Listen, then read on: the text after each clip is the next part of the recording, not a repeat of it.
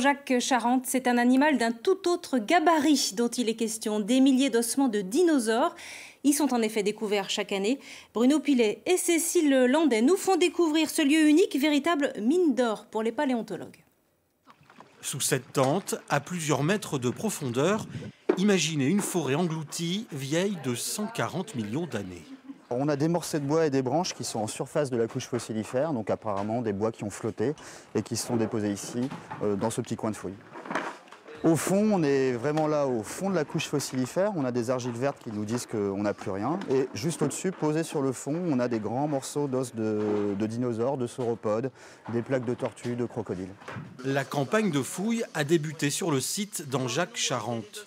Une cinquantaine de chercheurs et d'étudiants y travaillent. Lee entame sa deuxième année de thèse en taphonomie. Explication. C'est exactement comme une enquête, on se retrouve sur un site, c'est comme une scène de crime, sauf que les crimes se sont passés il y a 140 millions d'années.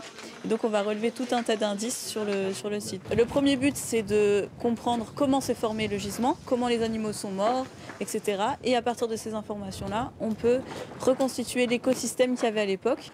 Depuis 8 ans, 7000 ossements de dinosaures, de tortues ou encore de crocodiles sont sortis de terre. Un gisement exceptionnel qui fait de ce site paléontologique l'un des plus grands d'Europe. On a 56 espèces d'animaux différentes, on doit avoir sans doute une dizaine d'espèces de plantes aussi qui vont s'ajouter à ça. Et surtout tout ça date de la même époque, donc on a vraiment un écosystème qui est entièrement préservé. On raconte une histoire qui est l'histoire du vivant et on fait partie de ce monde vivant, donc c'est intéressant de pouvoir retrouver ça. Un tableau géologique extraordinaire qui se visite jusqu'au 31 juillet. Lui, c'est la